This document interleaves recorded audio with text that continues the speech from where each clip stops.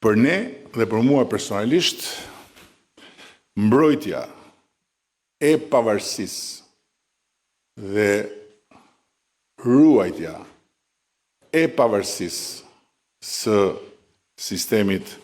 të drejtësisë janë parakushte. Janë parakushte për çdo qëndrim nga ana jonë, sepse, siç thotë edhe një fjalë e mençur që mua më pëlqen shumë, kur nuk duhet hedhur fëmia bashkë me ujin e pistë. Dhe këtu vite e treta, pezullimi nga detyra e një ministri,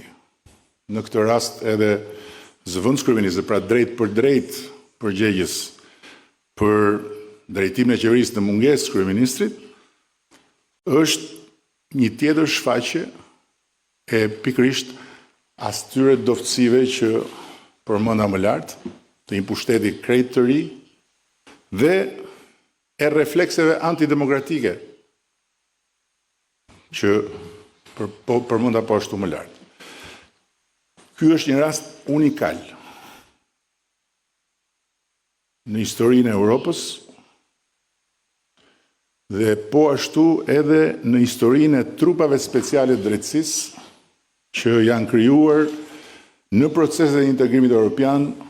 të vendeve të ish-lindjes komuniste, ku s'ka ndodhur kurrë që një prokuror dhe një gjykatës të mblidhen kokë në kokë dhe të pezullojnë nga detyra një antar i qeveria. Por, dhe ky është një por shumë i madh, nëse një prokuror special dhe një gjykatës special, i shkallës parë të speciales, këtu në Shqipëri, kanë vendosur të pezullojnë një ministër, cënimi drejt për drejt i pavarësisë dhe i funksionimit të një pushteti tjetër të pavarur, siç është ekzekutivi, duke marrë kompetencat e kryeministrit, të presidentit dhe të parlamentit, prej nga buron mandati